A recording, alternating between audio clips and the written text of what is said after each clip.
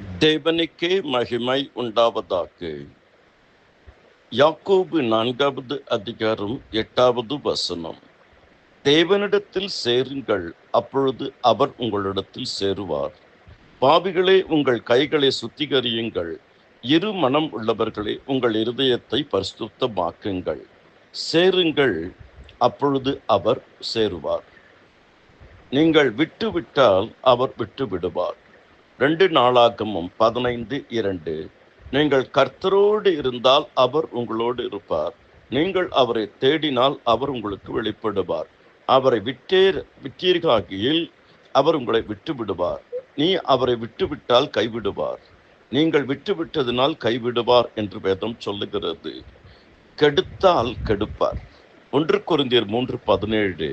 ஒருவன் தேவனுடைய ஆலயத்தை கெடுத்தால் தேவன் அவனை கெடுப்பார். தேவனுடைய ஆலயம் பரிசுத்தமாய் இருக்கிறது, நீங்களே அந்த ஆலயம். கெடுத்தவர்களை கெடுக்கிறதுக்கும் காலம் வந்தது. தன்னைத்தான் கெடுத்து கொண்டால் லாபம் என்ன?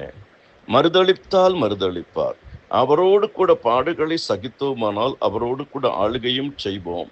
நாம் அவரை மறுதளித்தால் அவரும் நம்மை மறுதளிப்பார். 5வது, மன்னியாதிருந்தால் மன்னியாதிருப்பார்.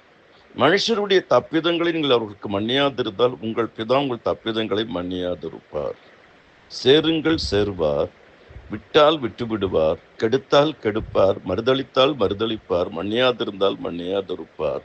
கர்த்தர் தாமே உங்களை ஆசீர்வதிப்பாராக. ஆமென்.